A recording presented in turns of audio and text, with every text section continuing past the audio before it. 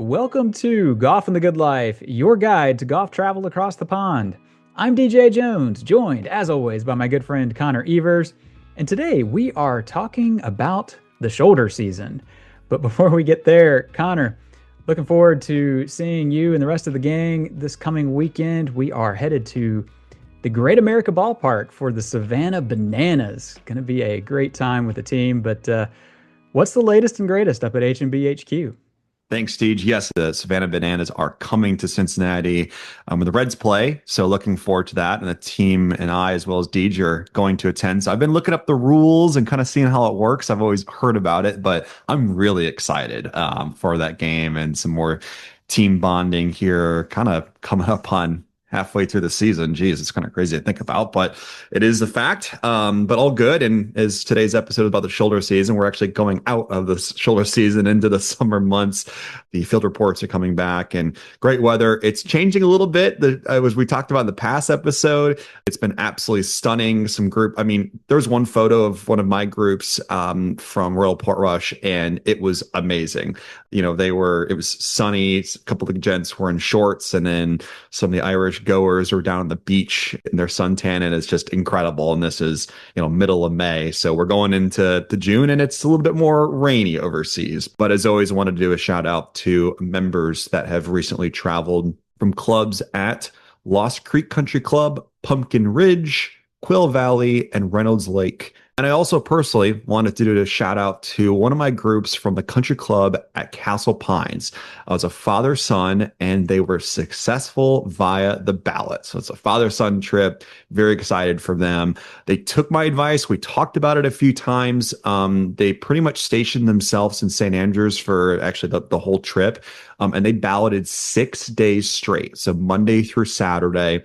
And we've talked about in past episodes and just our information on the ballot. Saturdays are a pure ballot day, and they balloted Monday through Saturday, and they hit the last day on Saturday. So sure enough, they were able to play. We didn't have to make any changes other than, I think, their dinner. We moved it back for literally 15 minutes. That was the only change, but everything else worked out perfect.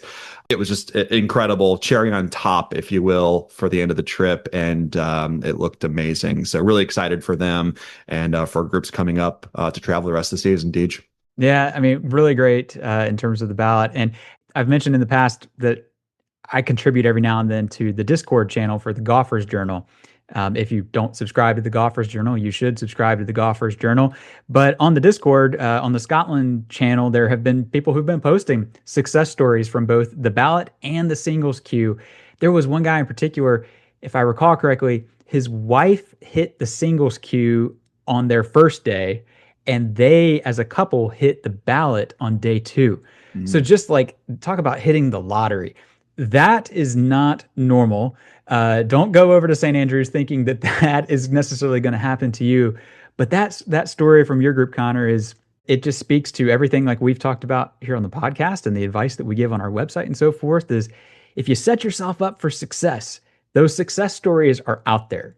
Base yourself in St. Andrews, ballot every day, give yourself the best chance possible. And in this case, it paid off. It's not a guarantee, but it does happen. One quick housekeeping note before we move to today's episode. Our episode for the Open Championship is going to be here in a couple episodes. And, in years past, we've done a Legendary Links entry about the course. And, Connor and I, we were talking, and it's like, does anybody really need another Royal Portrush preview?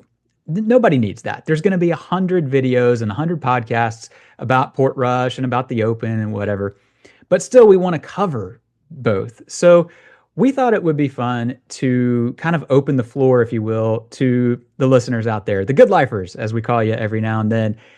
We want to hear your stories, either early days watching the Open Championship, maybe early one morning with your family, or if you've been to Royal Portrush, a particular story from your time at the course, or just anything connected to the Open and Portrush in general. If you go to our website, haversham.com/podcast, we have embedded a record a message feature there. Drop us a line, tell us your story. We would love to hear it, and we'd love to include you in the episode. Me and Connor, and I believe our colleague Mike Walters is going to join us as well to kind of talk through it, but we would love to wrap that in. So Haversham.com/podcast. Send us your story. But back to today's episode. As mentioned, we're talking about the shoulder season. I really had to resist the urge to drop Jay-Z's Dirt Off Your Shoulders in the background here as we're introducing this, but here we are. The shoulder season is becoming way more popular for a number of reasons, and we're going to cover all of those reasons throughout the episode, as well as some things that you just kind of need to keep in mind when you're going over this time of year, because it is a little different than going, say, midsummer. But first off, what is the shoulder season? Well, typically we are talking April through roughly mid-May. And then on the back end of the season, it's roughly, say, mid-September through mid-October.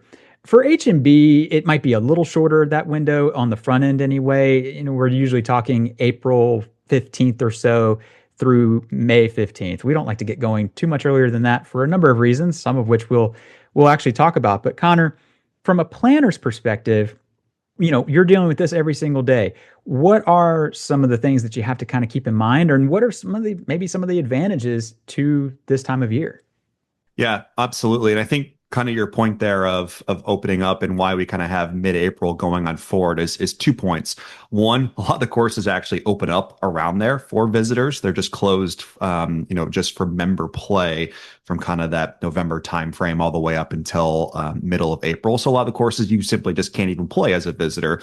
And the other part of that is if it is open throughout the winter months, meaning, again, November through April, kind of up until around, late March into the 1st of April, you're playing off mats. So you have to carry around a little small fairway mat and play on the fairways or up until the greens. And it's just not the experience you want. And so that's kind of the reasoning why it starts around kind of the middle of April and then goes on from there.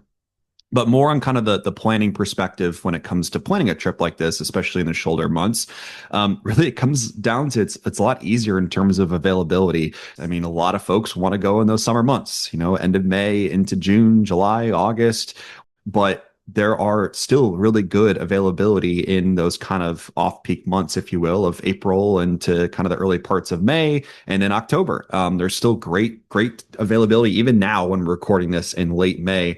I was just chatting with the group last week regarding going over into the Scotland East Lothian area, and there's some time still available at Muirfield in April for 4 golfers, which is amazing. And another group is looking at April, and there's still some times at Portrush and County Down that you can do a trip. So there's still availability you can do. And we've talked so many times when we're booking this is you need to get ahead of the game. And yeah, that is the true. In fact, if you are wanting to do this in those peak times, but if you are a little bit late to the game, there's still opportunities to do this in kind of those April and October timeframe. And the other kind of the big thing that I wanted to mention too, and I would say an advantage of this is the shoulder rates. A lot of the clubs have discounted rates in April and October. It's kind of funny. Every different area you're in throughout GB&I, some places have them, some places don't. I would say the Republic of Ireland, so the Southwest and what have you, and the Dublin area really don't. But Northern Ireland has some more in the April timeframe and not so much in October. It's very, very fluid, I would say, but Scotland has a better kind of rate advantage in both April and October. Again, it varies from place to place, but there are the advantages of doing that. And I would say, going back to kind of the planning perspective of there being availability, we've shared so many times where the weather has been fantastic in these months. And I think people are going to start learning that, hey, I can't plan this, 18 months in advance. I'm going to go in the shoulder month, and it's kind of a little bit of a hack, if you will, of waiting a little bit longer, but still taking advantage of these beautiful weathers that we've recently had. So that's kind of my perspective on the planning, as well as the rates and the advantage of going in those months. But what a great combo, though. You're talking a little bit more flexibility on the planning side. You don't have to be, in the queue, ready to go the moment the tee sheet comes out.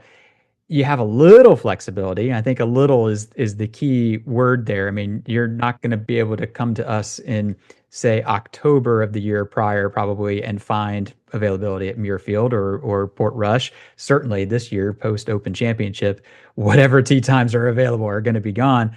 But then when you pair that with there, you might even find a few bucks of savings whether it's on the green fee or the hotels, or maybe even your airfare as well, because same thing. It's a touch quieter time. Some great advantages.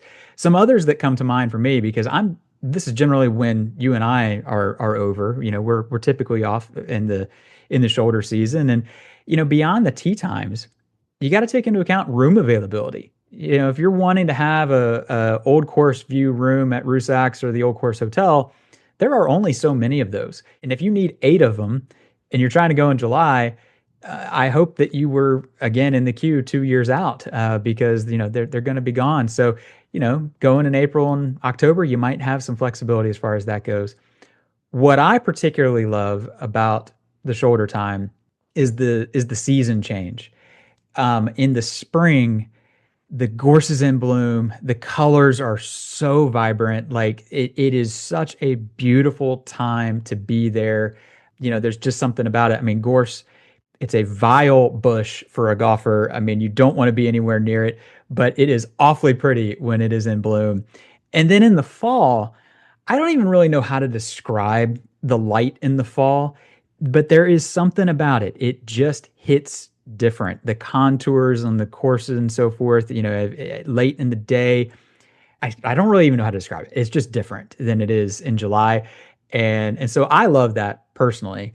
But the other thing too is the welcome and the experience and the hospitality that you find along the way. It's not to say that in the peak times that they're less hospitable, but it is, think about it. These professionals in the hospitality business are working through thousands and thousands of visitor golfers. And in July, things in some places might start to feel a little bit like a golf factory. But yet in April or in October, those professionals, they've got a little more time to breathe. They've got a little more time to invest in you and to take that one-on-one moment. In April, they're coming out of the off season, so they've got all kinds of energy. Toward the end of the year, they're finally catching their breath, and all of that, it does trickle its way into the welcome and into what you feel. Again, it's not to say that it's any less in July, but you notice it is something that you can feel. You're right. And I love your point on the welcome. I mean, some of these courses, especially the big name ones, even outside of the four, but, in St. Andrews or up in Portrush or Southwest Ireland, I mean, they're used to having the visitors, especially in June, July, August. Their tee sheets are full and they're used to, every 8 minutes or 13 minutes, whatever their tee time interval is, visitors, visitors, visitors, visitors. And again, that's great. But as you said, they're going to spend a little bit more time on you and see, oh my gosh, we only have, 20 visitors in a certain day in April or October. And they can, give you the full welcome and make you feel like a member. Again, not that you're not going to feel that way in June or July, but you said it perfectly. It's just a little bit more of their time towards you when you do show up at the club for your play and your visitor experience. The next one, and we talked a little bit about it already, but weather. A lot of our groups come to us and we talk to them about April or May or October, and they're like, "Oh my gosh, no way! I want to go in the summer." And yeah, social media has a lot to do with that. I mean, you get these pictures at 9 p.m. of looking over the Swilcan Bridge or up in Portrush with the sun glistening, and you can play golf until 10:30. And yes, that's the case.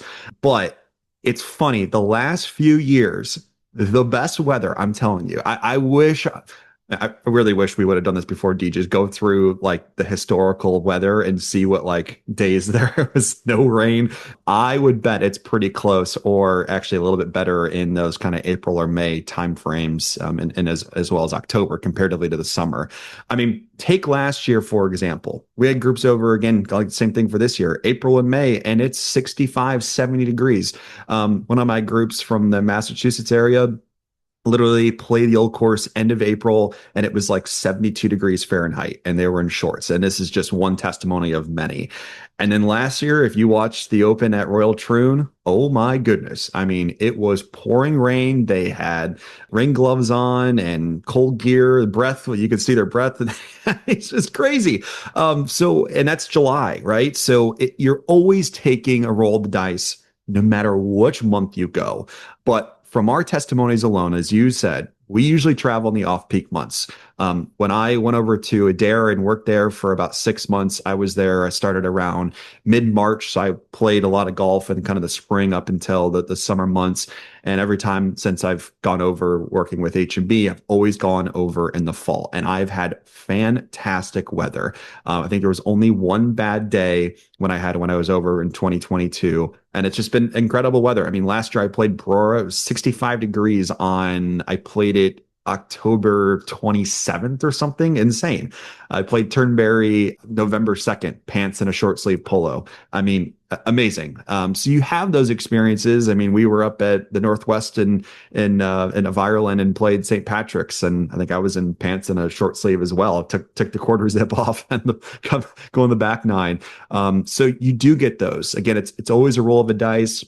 It's like I said, strange as it sounds, and especially the last couple of years, it's been the time to go. And I think people are finally realizing it and taking advantage of those rates and the better hospitality at the clubs and the experiences off the links as well. So I just think it's the time to go. And I think it's a little bit of a hack from that standpoint. So I was in St. Andrews in March, right? Well, I was over for 2 weeks really in March. And I had one day that it rained. It was the day I was in Doolin, of all places, but it was sunshine the entire rest of the trip. It was quite windy, but it was sunny wind. And the day that I was in St. Andrews, I had shed down to short sleeves. I live in Orlando, Florida. We are not accustomed to winter, and I was down to short sleeves. So if that doesn't tell you anything, but here over the last couple of months, I mean, they've had drought warnings in Scotland and in Ireland, and the courses are getting a little firm, a little fast, a little brown and baked out, and to the point that we were going to send an email to our members and be like, hey, it hasn't rained a drop. If you've seen any of these photos on social media from us, these guys are playing in shorts in May. But you're going to want to practice your run-up shot because the courses are going to be brown and firm. And again, not, more or less just giving them a heads up that if you're expecting Augusta National Green from wall to wall, that's not happening.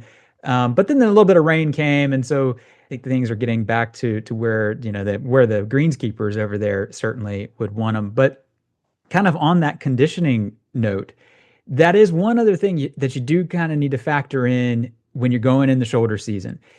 If you're going in April, the clubs are coming out of the winter.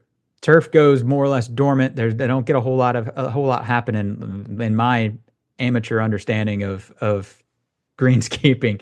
And so they need that April time to get a little bit of rain, a little bit of heat into the turf and kind of get some growth back. And if you have a time like we've had this last April, that can be a little hard. It makes the transition coming out of winter that much harder. So you might get some ground under repair. And you're also dealing with, the courses are typically undertaking improvements. They're resodding bunkers, they're resodding walk paths and so forth. So you might see some of that around the course early in the season. Late in the season, it's kind of the exact opposite. Now they've had an entire year's worth of golfers. So the course might start to show a little bit of wear and tear around the edges. And, especially if it's dry, and if they've had a dry year and they haven't been able to get any regrowth going. The basis that I always use on this is, what does it look like around the Swilken Bridge? If the bridge is really green and so forth coming on and off of it, you know what the weather's been like lately. If it is burnt out and dirt, you know what the weather has been like. And I would much rather have the latter, because that means this place is playing fast and firm as all get out. So, it's a small trade-off to pay, but I think that the advantages that we've kind of talked about, Connor, I think far outweigh a couple of ground under repair areas that you might run into. You're definitely right with that. I mean, I joked when we talked about, being burnt out and stuff at, 2006, Tiger at Hoyle Lake, not to that extent, but yeah, I mean, it's firm and fast, especially in kind of the springtime. And I mentioned it and kind of when I played Barora last fall. I mean, it was so green, and it's because it's been a full season of it's rained throughout, and it was just so green, especially there in Dornick. I drove by Tane. I mean, the courses looked absolutely plush, just like courses here in the States. So there is a little bit of difference from a conditioning standpoint from your April start of the season until October, the end.